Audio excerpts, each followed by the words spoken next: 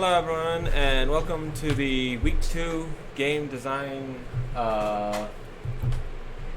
Workshop. We're going to go over game design documents today. Hello, my name is Luke. It's a pleasure to meet you all.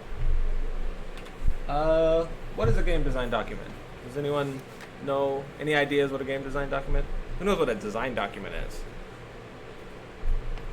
Michael. So it doesn't outline, basically kind of like it acts as a guide as to kind of towards the development of the game. So it includes like mechanics, what the game is going to be, the plan, like what's important versus what's secondary. Yeah, like that. That's the general idea. It's just a one spot where everyone on your team can go and look and see this is what our game is in paper form. We don't actually have a game built yet, so we can't just look at that. But this is what we're trying to make together. Yes. So it's accumulation of ideas. A little bit more. I'll go over this later. It's a little bit more chosen than just all the ideas you had about the game. It's a little bit more. Here's are the ideas that we're going to actually try to work on. Yes. I was just going to say it also outlines what is the most important facets of the game. Yeah. It's a way to stay organized. That's pretty obvious. It is the way to keep the entire team on the same page. That's very important. It doesn't say there's only 6 of you. It seems like it'd be fairly easy to keep you guys all on one topic, but 6 people is a lot of different ideas of what's going on. So if you just write out exactly what we're doing, then we can get all 6 people on the same thing. When you get to bigger teams, like at companies and whatnot, when you get up to like 100 team groups, you really need well-made design documents, to keep a good understanding of what's going on. Good way to keep track of what needs to be done. So you just cross out what's done, and then you can go, okay, we haven't finished making this mechanic, so we can get a programmer to implement it. I would suggest having like other resources for like the extreme detail. Like I think it's Trello works really well on keeping detail, but the game design document is like one place to go to like how much have we done. And it's a tool to make designing games easier. What does a GDD look like? Basically, it's a Word document. You can use other tools. You can get fancy with it, but in its simplest form, it's a Word document with all your main ideas. Very easy to see, and then a lot of minute detail between the main ideas. So like you'll probably have like one section on mechanics, important mechanics, and then you'll go through with each mechanic, and then under all the mechanics you'll go through into individual detail of how does this mechanic work, how do we want this mechanic to interact with other mechanics, and stuff like that. Clearly identifiable. I was going to ask a question here. Oh, also, it's not just for designers. I'll go over this in a little bit more detail, but you want to have information there so that not only do you get an idea of how you're going to make the game, but what feeling the game is trying to evoke onto players. And so like pictures and descriptions of what the game is, usually separate from the mechanics part, but like it's not just design, it's also everything else. So it's like story and art, you put that stuff in there as well, so you get a feel for what the game is going for. And at the macro, it's fairly general, but then as you go down, you want to be very detailed so that everyone who reads it gets a clear idea of what's going on inside of the design document, so everyone has a full understanding of what you're trying to do. Any questions?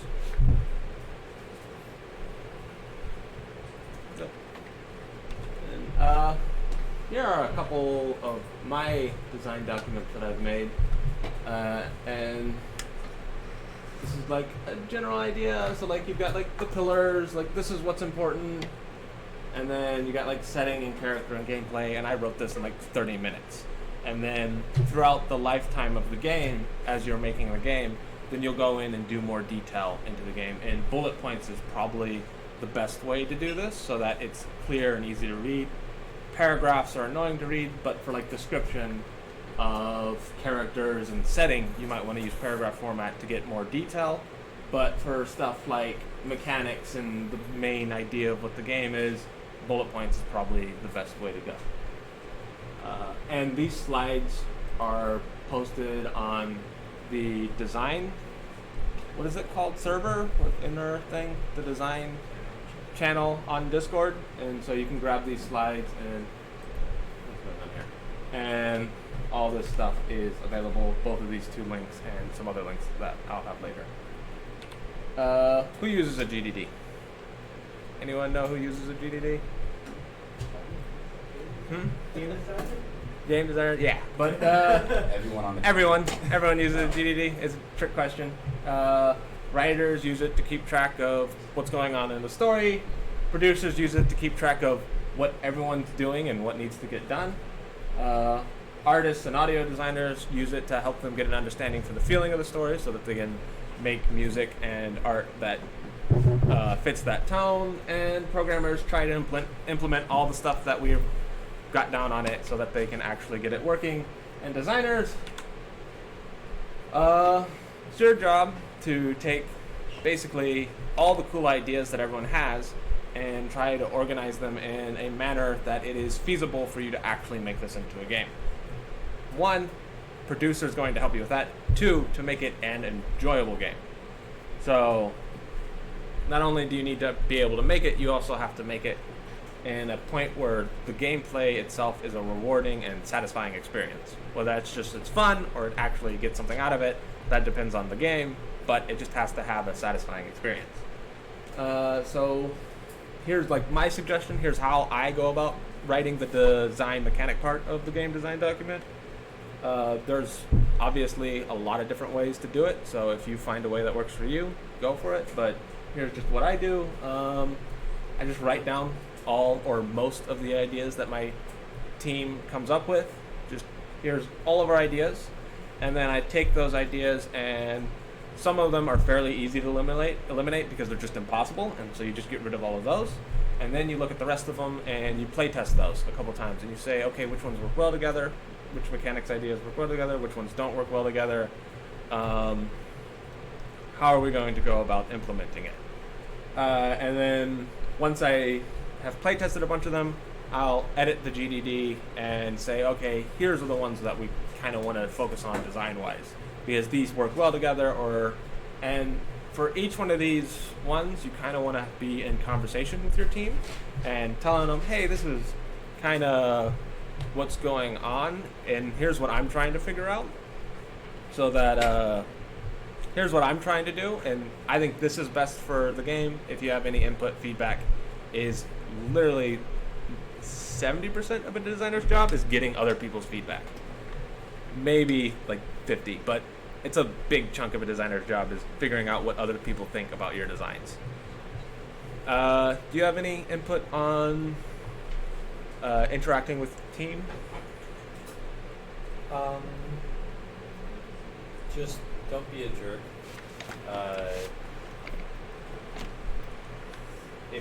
If everyone comes up with ideas and you have 100 different ideas that are all completely separate from one another, and you tell people, yeah, these ideas aren't going to work together, then it's kind of up to you to cut the ideas, and it's up to the rest of the team not to get offended when you cut their ideas. Just be nice about it and come at it from a,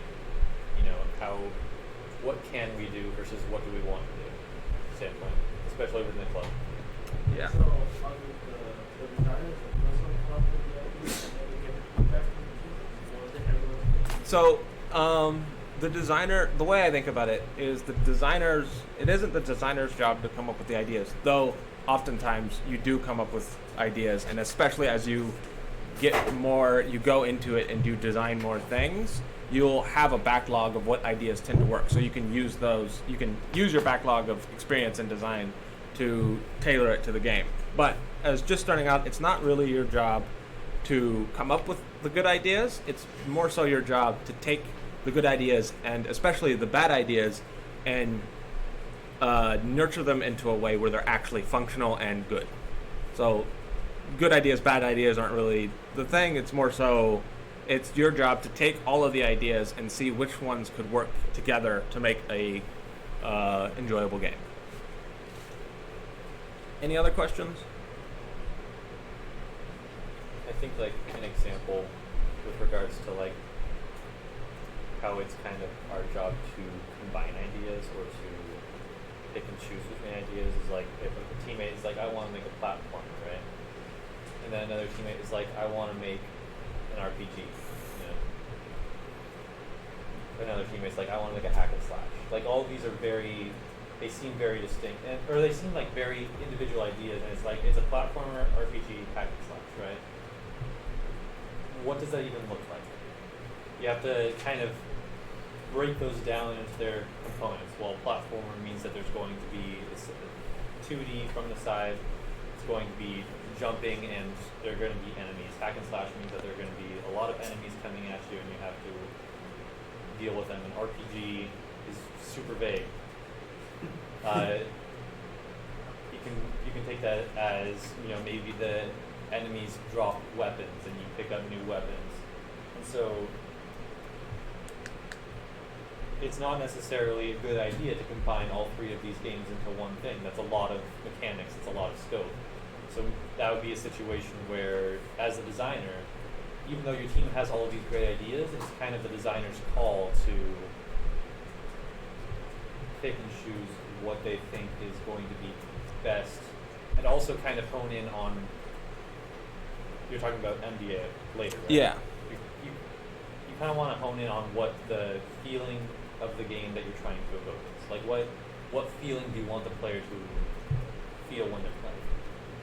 We've talked before about how Dark Souls and Mario evoke very different feelings, but both are fun, right? It's all about the mechanics of the game supporting the feeling that you want to evoke. And it's also important to note with the GDD is it is, as a designer, it's kind of your job to be able to change it where you see fit. So one of my first games, I was working on it, and it was a platformer, and it was kind of fun. We were trying to figure it out. And about halfway through it, we gave the character the ability to throw out objects. And so our character could now throw objects, and we used that ability to throw objects mostly to throw out like shooting stars. And we're like, okay, now we can throw out shooting stars. I don't know what this does. But then there was an object in our game which was basically a tornado which launched you up in the air. And my programmer just randomly threw that tornado object into our character's ability to throw thing. And so now we were able to throw tornadoes. And that was completely out of our idea, wasn't on our game design document. That had nothing to do with anything we had planned to do so far. But when we started giving people in playtests the ability to throw out tornadoes, they really enjoyed that mechanic. And so as a designer, I said, wait, let's stop what we're doing with this some sort of fighting mechanics which we didn't completely understand how to do it.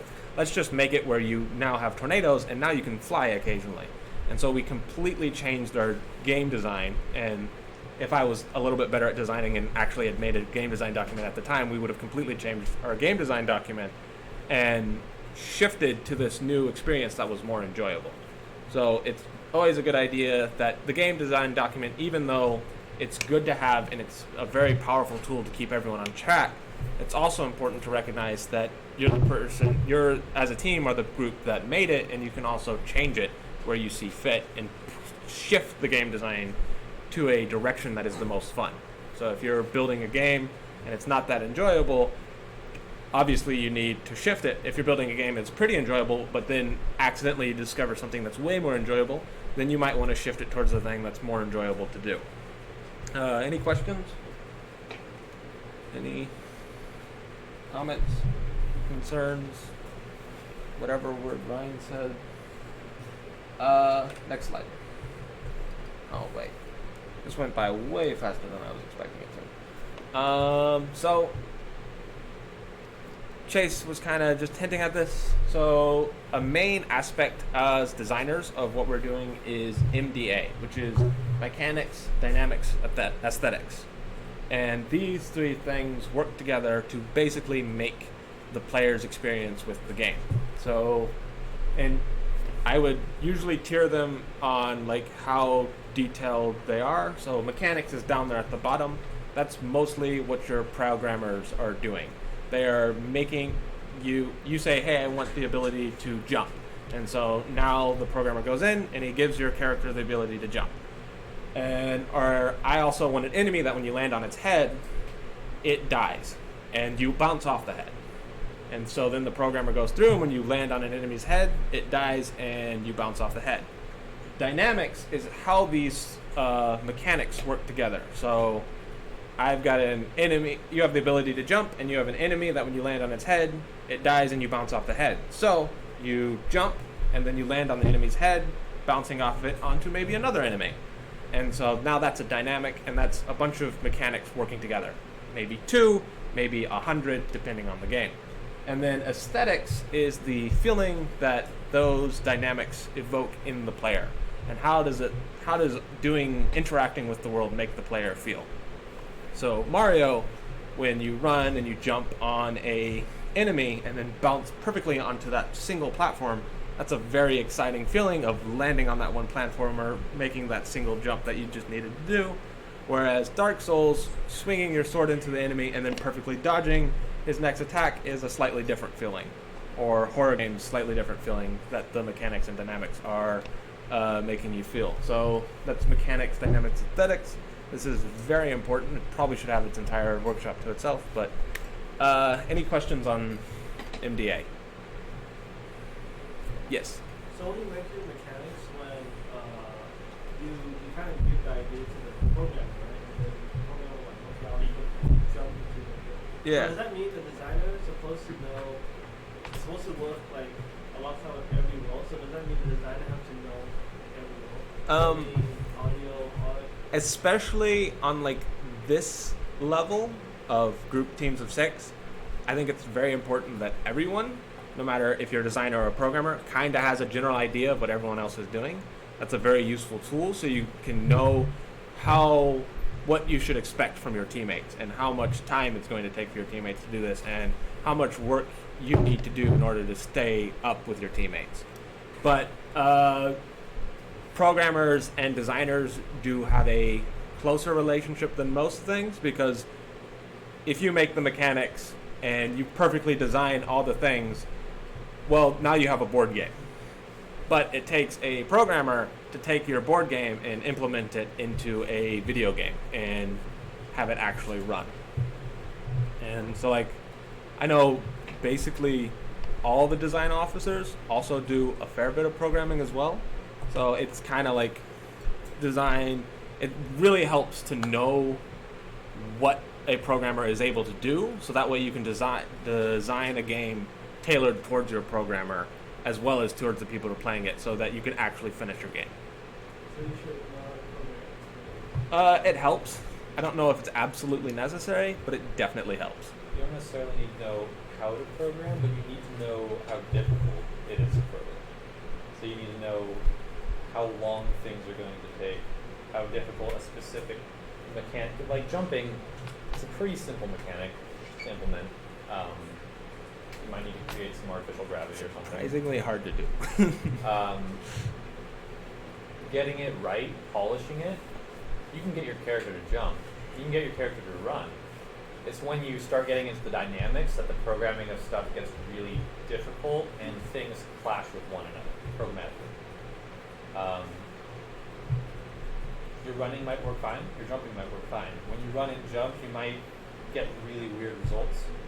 And you just need to be able to, and this is, I'm using running and jumping as simple examples. This happens with any two mechanics and when they form a dynamic. You need to understand that mechanics on their own may not necessarily be difficult to implement. They might be. Mechanics can be pretty difficult to implement. But it's the dynamics and when they interact with one another that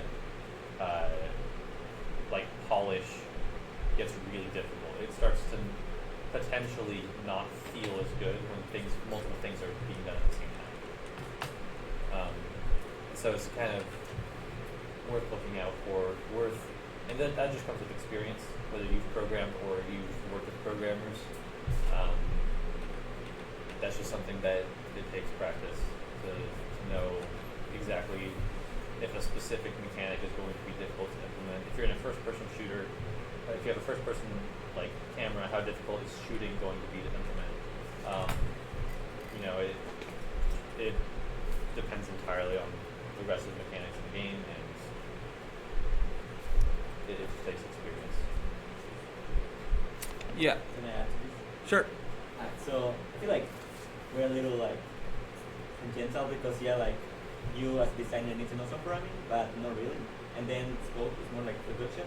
I think a good way to like digest all of this, like for any project in here or in the future as a career, you should think about it from top to bottom, so from aesthetics all the way to mechanics. Actually, if you have ever done like film or any creative type of classes, a good exercise that they do is how do you make someone feel a specific experience, right? So for aesthetics, for example, we're trying to make a game, right, and we have no idea what we want to make, but we know what feeling we want for the player to have, right? So what they do is they do this. They say, let's say we want to make we want to recreate an emotion, right? And that would be, for example, I want to play a character who lost a loved one, right? So maybe I have not had that experience yet, right? And this is a very complex emotion, right? That's the aesthetic. I want this game to feel like I lost someone very important to me that I love. So what you do is that you dissect this experience, you dissect this feeling, and you go, for example, okay, when someone died, I felt. You can go ask people about the experience, and what they will tell you is that they felt betrayed, they felt lonely, they felt sad, right? And you think about, well, I haven't had experience in my life in which I felt lonely, right? I had experience in my life when I feel like cheated or like sad, right? So you can combine those and have that experience. So that's what you start with. That's really powerful. Dynamics is how you evoke these experiences, right? It's like what specific like combinations of things you can do in this game, actions that will evoke this experience. And then when it comes to mechanics, it's like what are the individual things, right? So I wouldn't say you need to know how you program things, but it's more about you as a designer should be the person who knows the game more as a whole. Meaning that if there is, for example, 20 abilities in the game, if I'm a programmer, if I'm programming one of them, I don't care about the other 19. I just want to make the one that you told me to make. But you as a designer know the other ones. So that's when you know that, well, like let's say there's an edge case, right? Because there's always going to be edge case as a programmer. You're going to be like, there's this weird edge case, should we do A or B? And you as a designer, because you have talked to other programmers who are working all the 10 skills, and they also have the same confrontation, you're like, I went with A with all of them, and I'm going to follow consistency. So we're going to follow A, not B. And I think that's like a very good way to like go down to these things. And like I said, they're right. Like it's good to have programming skills and production skills, but like in a shell, I think you should just focus more on like the whole system as a whole as a designer. You need to understand the system. In and out. Yeah, in and out. Sorry if I went on a tangent. No, thank you very much. Thank you. Well, I planned for this whole bit to take 45 minutes. We can make it take 45 minutes. Yes. Out of curiosity, so like in terms of programming experience, what would you say is just like the baseline with how much programming experience would you need in order to effectively design mechanics? I mean, I think None. None? None. Really? Oh, okay. In order to work with a programmer on making those mechanics, you might need some, but in order to actually just design the mechanics, none. Because realistically, the way that it should work, if everyone is really good at what their role is the designer comes up with mechanics, runs it by the producer, and the producer will tell you if that's too difficult to do for the programmer. You know, like in a perfect framework, that's what would happen. yeah. At this level, that doesn't happen. Oh, okay. In some cases, you might get a team with just really naturally talented, but none of us really have necessarily the experience to be at the level where everything just flows perfectly. And even AAA studios sometimes don't even get that. If I may, can I go on to Sure. like a different tangent? I like what Luis said about focusing on an aesthetic and kind of building it from that perspective. Because like, there's two ways that you can kind of look at this. There's like the mechanics of a game form dynamics, and those dynamics in practice give the player a feeling, right? That's kind of like a cause and effect way of looking at it. As designers, it's kind of more important to look at it from the reverse direction. So I want the player to feel a certain way. How do I do that? You know, we look at if you really just want to make a horror game, right? The aesthetics for that game are, you know, fear, powerlessness, like those are the ways that you want to kind of make the player feel, right? In a horror game, those are like the core ideas.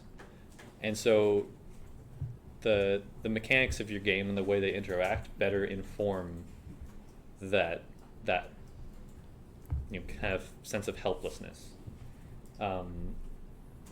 Very rarely will you play a horror game in which you have, you know, powers or like even very many weapon abilities, and if you do have weapons, they don't do much damage.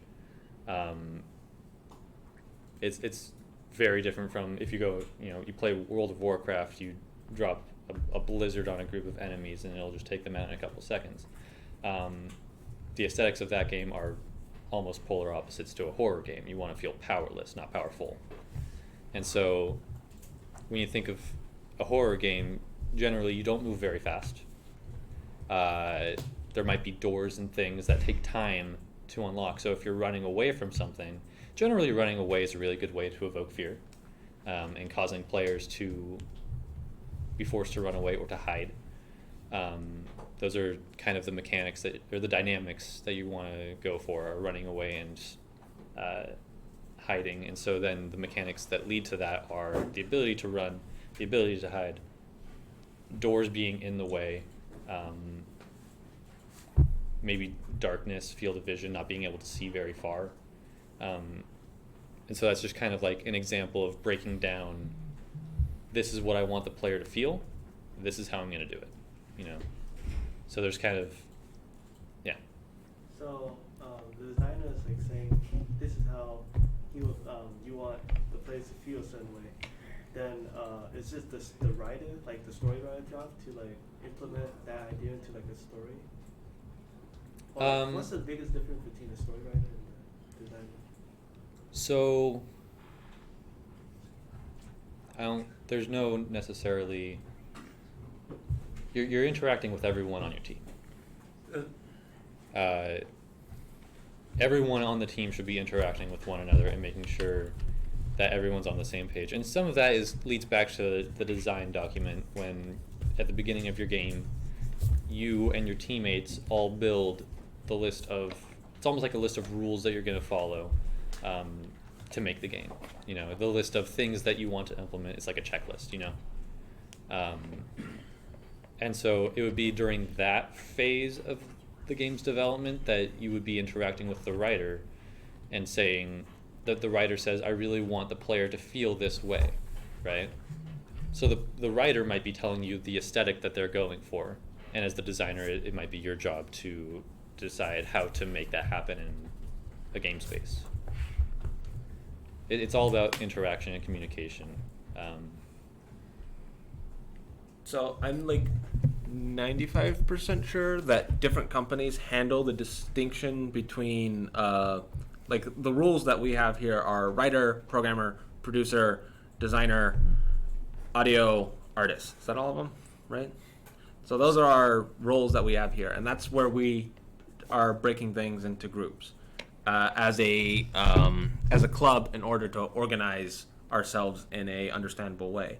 But there are simultaneously, depending on which company you go into, a lot of those distinctions might not exist, and there might even be more distinction depending on like where you're actually making games.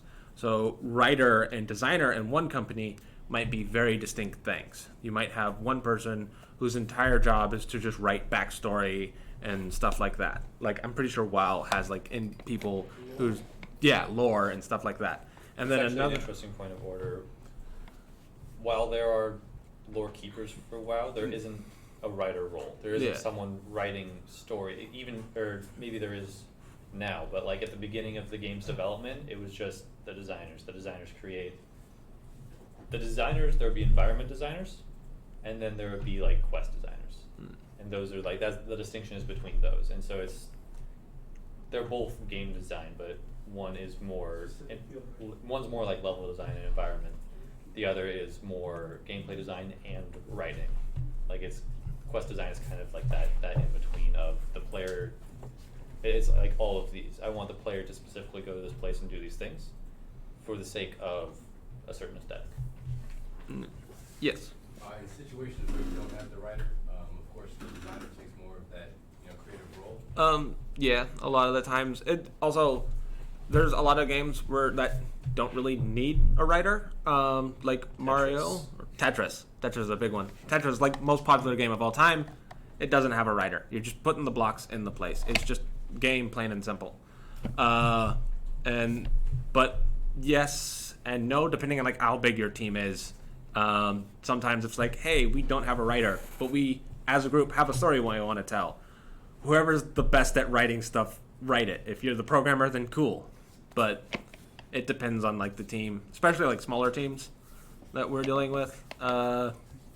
Depends on whose idea it was to have it. Then probably that person might be the writer.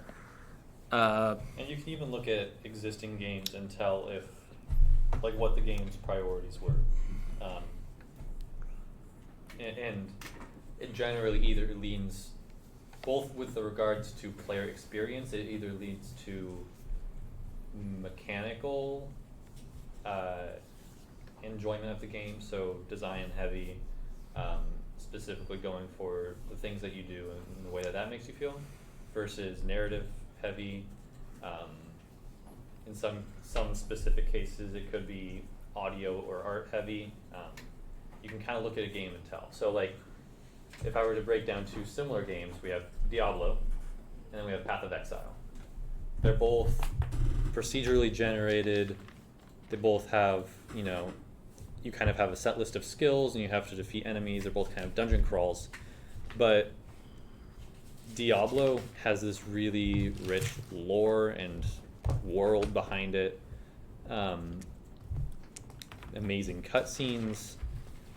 And it's just really like atmosphere heavy, and like there are obviously great design choices there, but when compared to Path of Exile, not really very story heavy. You're basically just an exile, and you're trying to fight your way back to the town that you were kicked out of.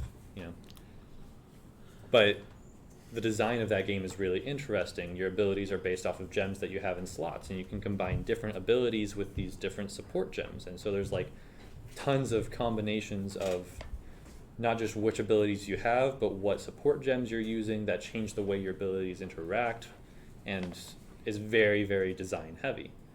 I love both games, but I think that Path of Exile, I have more fun mechanically, while Diablo, I have more fun narratively and like kind of from the aesthetic of the game. So it's, I don't know where I was going with that.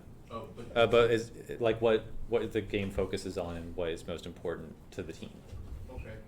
To that, you mentioned earlier about how like the games kind of make you feel a certain kind of way.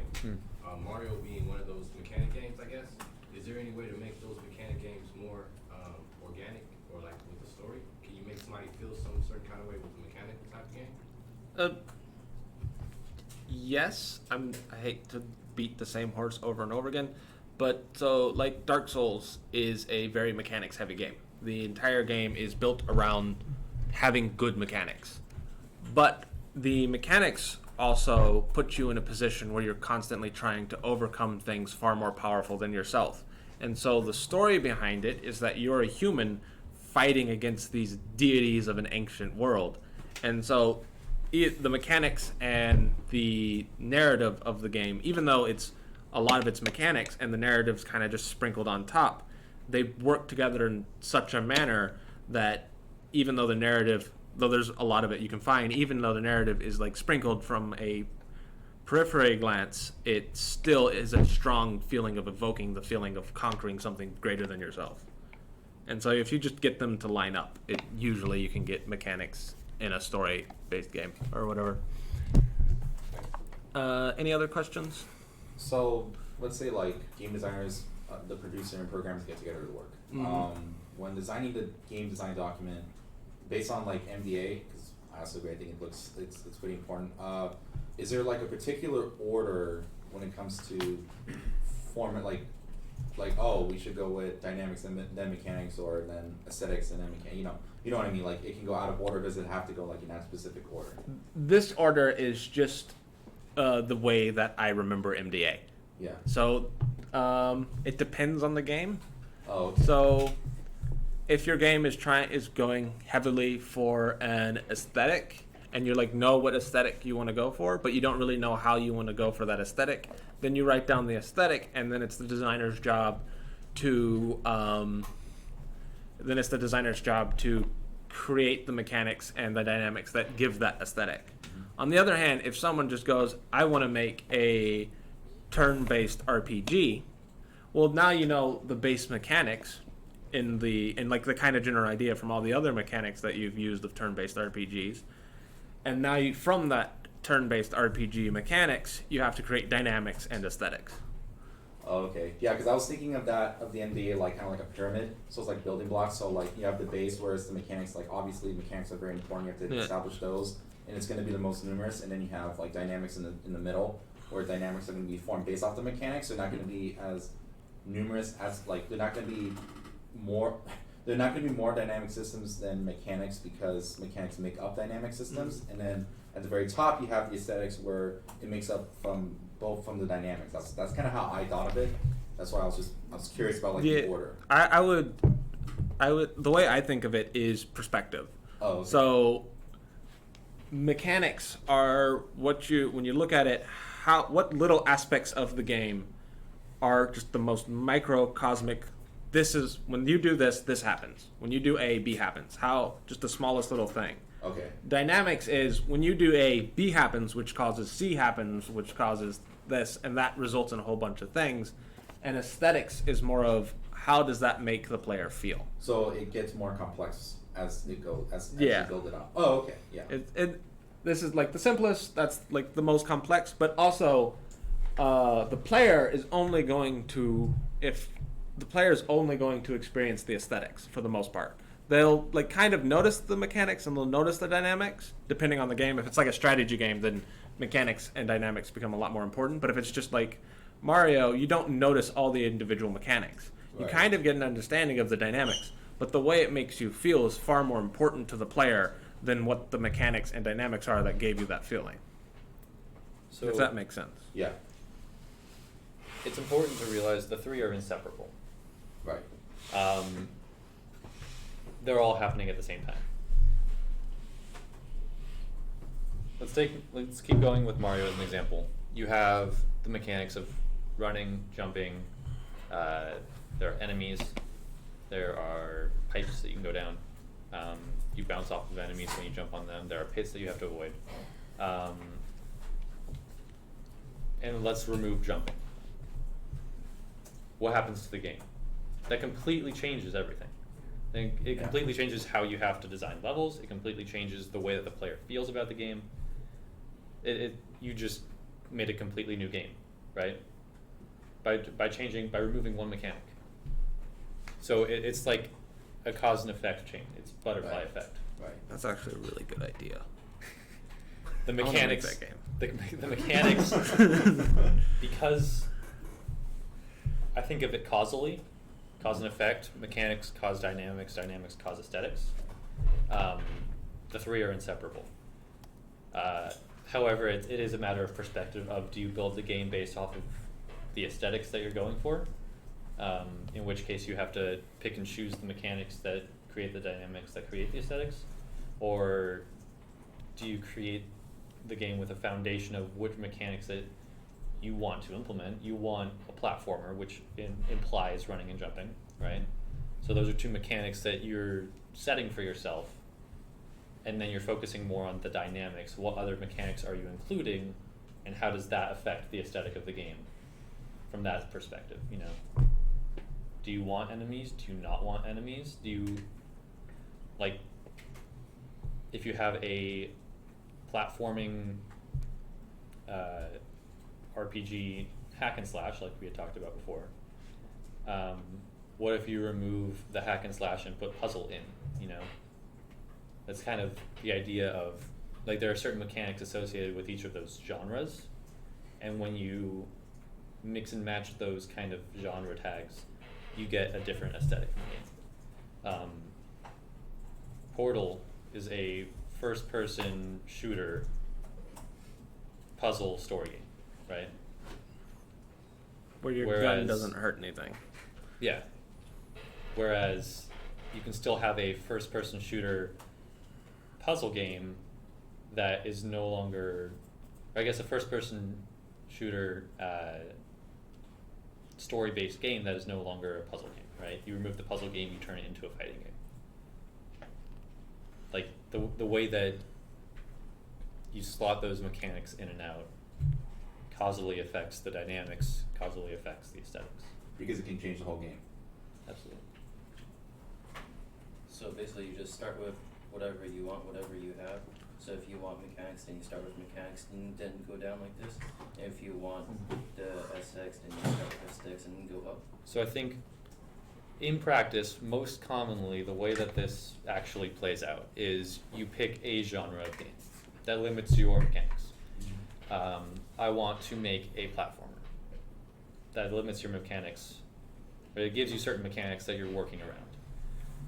And then you go from I want this genre to I want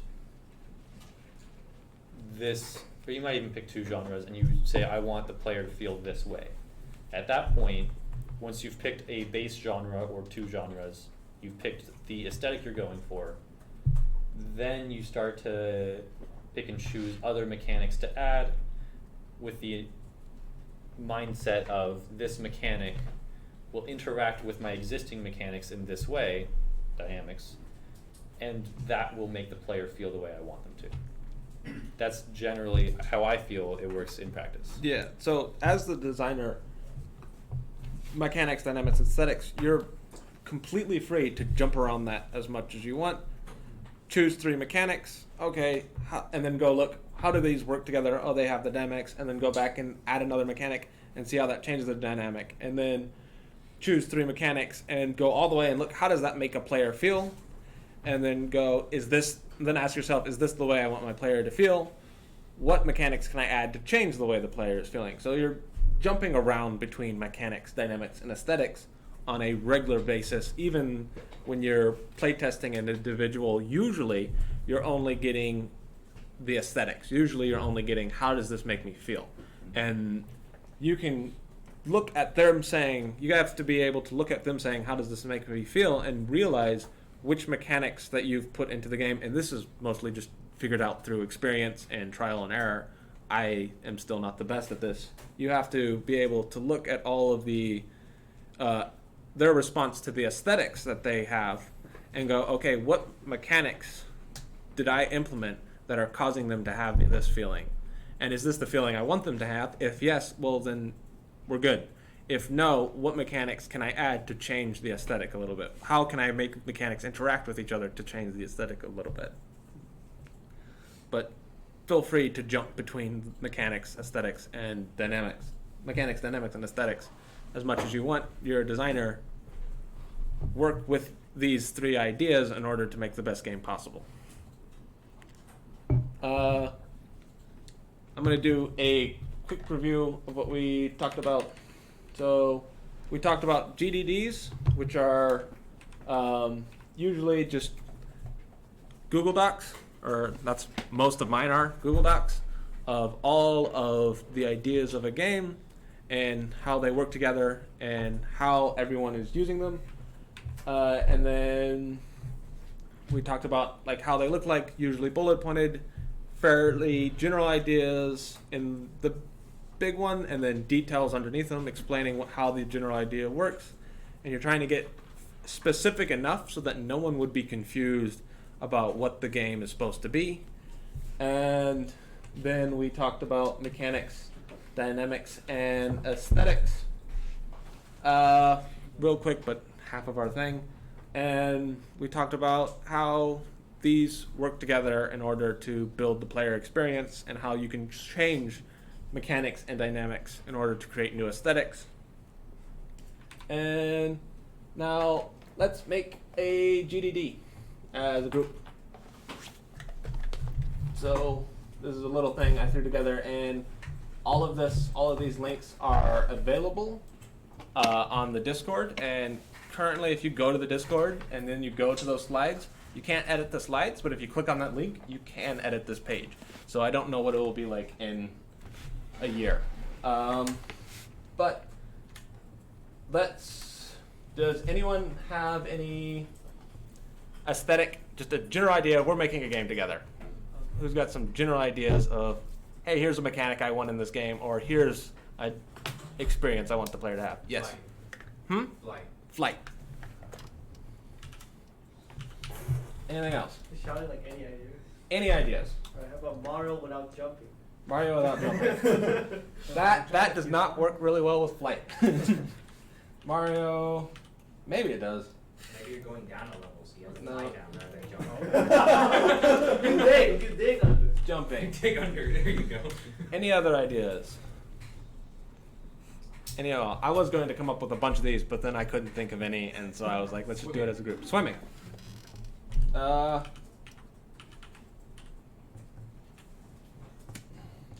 Anything else? Dodging projectiles. Dodging projectiles. Okay, let's split that up into projectiles. I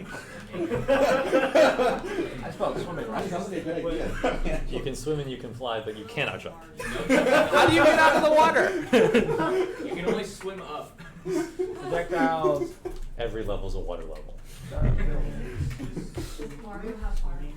No, either you're swimming like in a Mario water level, or you're flying like in a, but it's basically the same mechanic as swimming.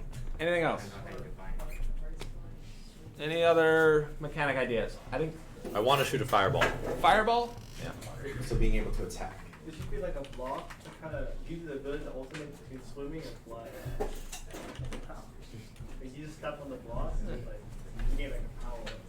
Like instead of swimming, you fly. Then when you get hit, you go back to swimming. And remember, we don't have to keep all of these ideas. Nope. These are just ideas that we're having, and we're like, let's pick and choose some that we think work well together. Basically the bad ideas board. Yeah. No such thing as bad ideas, guys. So I think alternate between swimming and flying would be a dynamic. Yeah. So that would be, a bunch of mechanics interacting with each other, probably. But it's still, you can just throw out, hey, I want them to feel happy while they play this game, and that could be be something we throw on here. I think in general, all of these, well, most of these lead towards player empowerment, right? Yeah. And that's the feeling that I am powerful and I am able to overcome challenges. The without jumping part actually reduces the empowerment of the player, and that's a really neat interaction that you kind of like. If that's something you want to build a game around, the clash between the empowerment of flight and projectiles and fireball, with the kind of lack of empowerment from the inability to jump. I think that would be a really neat game to build an idea around. So like, you get here and then you bullet point and you go movement, and then you go down a bullet point and you go to a much smaller one, and then you tab. And using these ideas that we have here, how would we move? Well, we would have swimming and flying.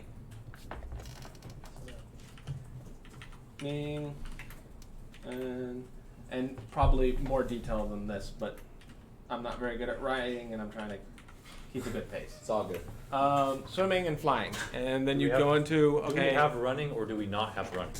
Can Do you have the ability to walk on land? Is there land? you dig? Or is there only water and sky? Is this a water world with a sky above it, and there's stuff in the sky that you want, and you have to be able to get out of the water in order to get the stuff in the sky? Are you a flying fish? Wait, is this just that shark game? game already. I'm pretty sure this is Why just that not shark be a- game. Why not be a duck? Oh yeah. It goes both. Yeah. You could be a character that swims through anything. Can swim through air, can swim through water, can swim through land. Yeah. That's possible. So, are you a duck? What? Definitely a duck. Why aren't you doing that? Definitely. Definitely a duck. I vouch that idea. Okay, so swim in water, you can fly. Can you just automatically choose between swimming in water and flying, or is there something that happens to you that gives you the ability to fly? Do you grab something and now you can fly, or are we just you press a button and now you can fly?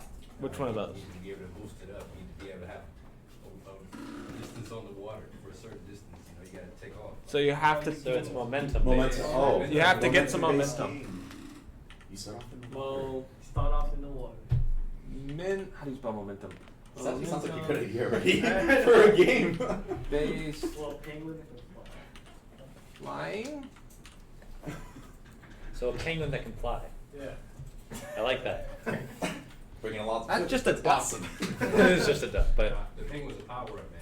Oh, yeah. Well, once you get the penguin power up, you start shooting ice crystals.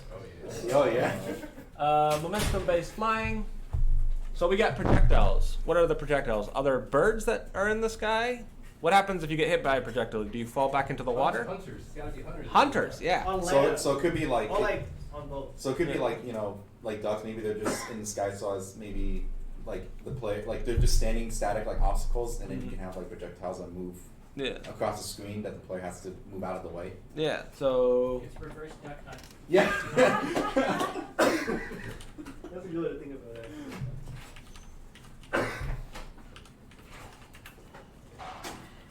what happens when you get hit by a projectile?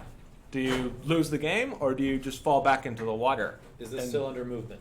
Is the question. Probably not. I Yeah. don't want to make a new one. I'm kind of lazy right now. Okay. Sorry. So maybe like I guess what should have been established was like, let's say, okay, there's Should there be a health. health bar? Yeah. Yeah, there should be health. So when you get hit by something, you take damage.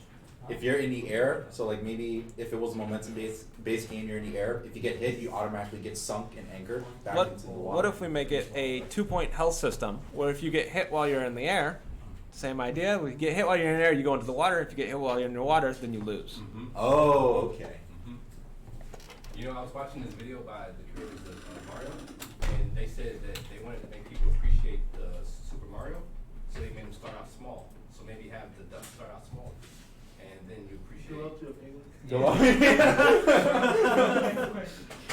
Evolve. Seems like I'm becoming too short, man. Evolution. Evolution. Where are the bullet points? Now we know this thing is all mechanics. Shift tab. Out. Tab 9. When in air, if it fall into water. So is this a side scroller? Is it an arcade style game? Is there like it's just one screen and you can be in the water sometimes and you pick up power up and you're in the air sometimes and you get more points in the air? Are there points? Or is it level based? Is it a side scroller where you have to move through levels and then the progression is through levels? Like what is the sense of progression here? What gives the player a reason to play? Levels, so it can be like a side scroller, so the player's just going to be in constant movement to going from one side of the screen to the other, but obviously the screen's going to move with the player, and then there's going to be like an endpoint, right? So and then like if that player reaches that endpoint, then they move on to the next level, something like that. Why should the player fly instead of swimming? So flying, maybe what we can do is like when the player's in the air, as they're flying, there are points. There could be like little objects they get for bonus points, and they can build up. And if we wanted to make this into like a dynamic it can be like, okay, there's a combo system. You get these points, and then whatever you do in the air, the moment you hit the water, it the combo ends, but then it multiplies all the points. Yeah. So that goes into like having a score system, which is mechanic. Yeah. So does our sense of progression come from points, or does it come from levels, or how do we tie those together? It can be tied together, and I was thinking just kind of like at the end of the level, based on how high your score is, you can have kind of like stars. So every level can have like, you know, maybe maximum 3 stars, right? So if you achieve a very high level, you get 3 or 2 or 1. You need to at least have at least 1 star to progress, right? Obviously completing the level will equate to 1 star. If you die, you'd have to restart. So that's the way I look at it. So the number of stars is just for the player's completionist tendencies? Yeah, if you want, I mean, Well, if you wanted it'd be to, good. yeah, if you wanted to satisfy the player's completionist tendencies, then the stars would be there. I think the progress would be just getting from the start of the level to the end successfully. Yeah. You throw things in the level for collection. Collectibles? Yeah, Okay. and then that way, if they get all the collectibles, they get 3 stars as opposed to, Oh, right, okay. yeah, as opposed to 2 for just completing or yeah. 1 for, you know. Satisfying more completionists. Does the level auto scroll, or does the player control? By auto scroll, do you mean auto movement? Or? So- Does the screen move regardless if the player moves, and you have to follow the screen?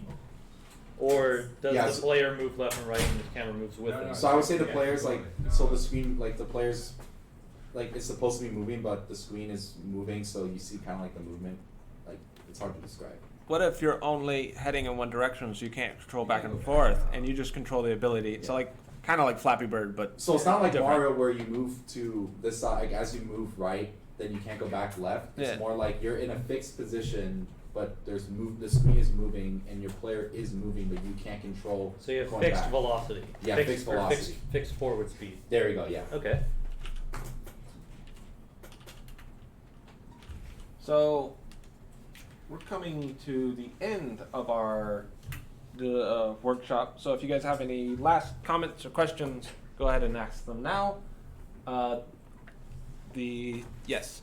The, were you getting ready to go to something else? You went over movement, you went over controls, like was there anything else? Well, basically, there's probably a lot more stuff you can go over, Yeah. but whenever you have like, here's a broad idea of what this is like, and then you go into detail of here's the idea. So movement, health. Movement is a category of mechanics, Yeah. right?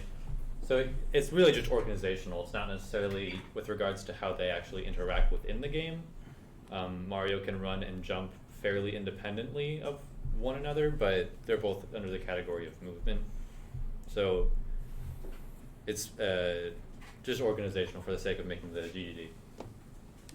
So I posted all of these slides in the design channel. You'll be able to get to the slides, and in the slides you'll have 2 examples of my own GDDs that I've written. They're fairly different from each other and fairly different from the ones I did here. They're a little bit more detailed, is not the right word. They're just distinct, because I was just coming up with an idea and writing down as much stuff as possible. I didn't organize it quite as well. And then you'll also be able to see this one, and you'll be able to look at it, and you'll be able to edit it, because anyone can edit it. Please don't edit it in weird ways. I think that's going to end our stream.